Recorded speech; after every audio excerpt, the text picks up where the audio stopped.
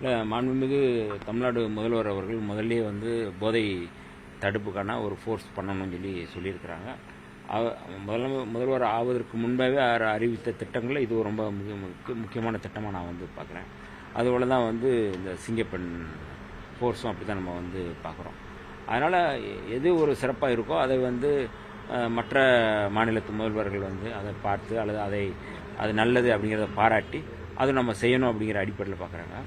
இது ஒரு மாநிலத்தோடு முடிகிற விடயமல்ல. இது இந்தியா முழுக்க இந்த போதை கலாச்சாரத்தை, போதை நுகர்வை வந்து நம்ம வந்து முறியடிக்க வேண்டிய தேவை இருக்குது, அதை அழித்தொழிக்க வேண்டிய தேவை இருக்குது. இன்றைய இருக்கிற இளைய தலைமுறையினர் ஒரு பண்பாட்டோடு அடுத்த கட்டமாக அவர்கள் வந்து ஒரு நாகரிக, ஒரு அறிவியல் பூர்வமான ஒரு சமுதாயமாக மாறணும் அப்படிங்கிறது எல்லோருக்குமான அது விருப்பம்தான்.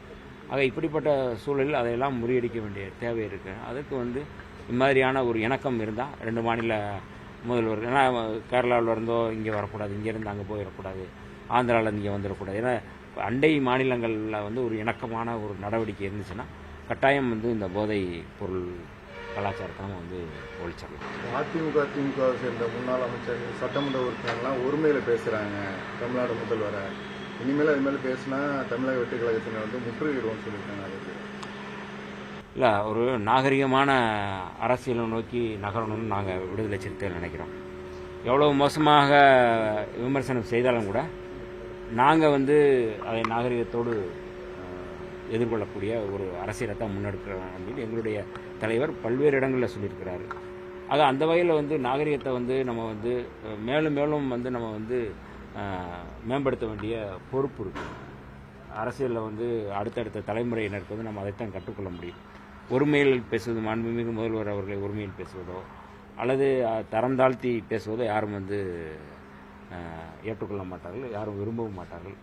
அந்த வகையில் அந்த மாதிரியான செயல்பாடுகளை அந்த கட்சியினுடைய தலைவர்கள் முதல்ல வந்து அந்த தொண்டர்களுக்கு அறிவுறுத்தணும். மாண்புமிகு முன்னாள் முதல்வர் எடப்பாடி பழனிசாமி அவர்கள் அவரை வந்து யாராவது வந்து தரக்குறைவாக பேசினா அது எப்படி வந்து யாரும் ஏற்றுக்கொள்வார்களா? அப்படி ஏற்றுக்கொள்ள மாட்டார்கள்.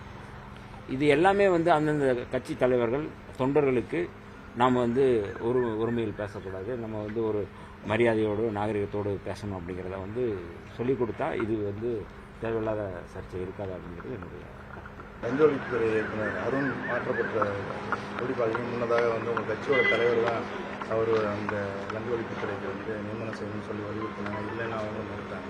இப்போ மாற்றப்பட்டாங்க. அது இல்லைன்னு மறுத்துட்டாங்க. இது எல்லாமே வந்து ஒரு கட்டமைக்கிறது, அவதூறு பரப்புறது, இவருக்கு அவர் சப்போர்ட் பண்ணார் அப்படின்னு சொல்லிட்டு எங்களுடைய தலைவர் எழுச்சி தமிழர் அவர்கள் எந்த நிர்வாகத்திலும் வந்து எந்த ஆட்சியிலும் சரி இவங்களை போடுங்க அவங்கள போடுங்கன்னு பரிந்துரை செய்ததில்லை. அது நிர்வாகத்தின் அடிப்படையில் ஏற்பட்ட மாற்றங்களாக இருக்கும். இன்றைக்கி நேற்றைக்கு கமிஷனராக இருந்தார், இன்றைக்கி லஞ்ச ஒழிப்புத்துறையாக இருந்தார், இப்போ மாற்றிருக்கிறாங்க. நாளைக்கு எது வேணாலும் மாறலாம்.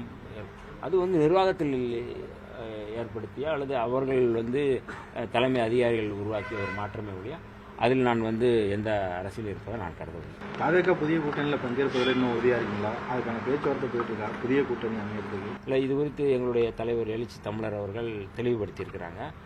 முதல் கூட்டம் நடைபெற்றது. இரண்டாவது கூட்டத்தின் போது நாங்கள் வந்து என்னென்னு முடிவெடுப்பாங்க, பேசுவாங்க, தலைவர்கள் பேசி முடிவெடுப்பாங்க. என்னை போன்றவர்கள் அதில் வந்து கருத்து சொல்வது என்பது சரியாக இருக்காது. அதான் எல்லாமே தலைவருக்கு அடுத்து எல்லாமே தொண்டர்கள் தான். பொதுச் செயலாளர்களாக இருக்கட்டும், துணை பொதுச் செயலாளராக இருக்கட்டும், அமைச்சராக இருக்கட்டும், சட்டமன்ற உறுப்பினராக இருக்கட்டும், எல்லாருக்கும் ஒரு சுப்ரீம் லீடர் வந்து எங்களுடைய தலைவர் தான்.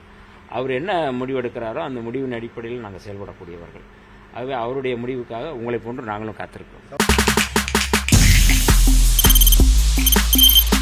தவிர்க்க முடியாத தம்ப்நெயில்ஸ், கலக்கலான கண்டென்ட்ஸ், சினிமாவும் சீரியஸ் பிரச்சனைகளும், பல வருடங்கள் இடைவெளிக்கு பிறகு இந்த படத்துல ஒரு கலகலப்பும் கைகலப்பும்,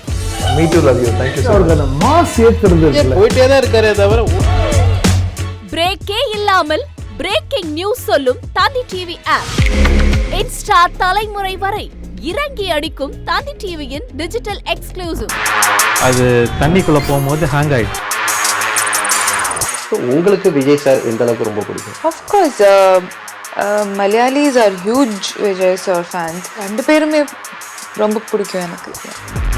தந்தி டிவி ஆப்பை இலவசமா டவுன்லோட் செய்யுங்க.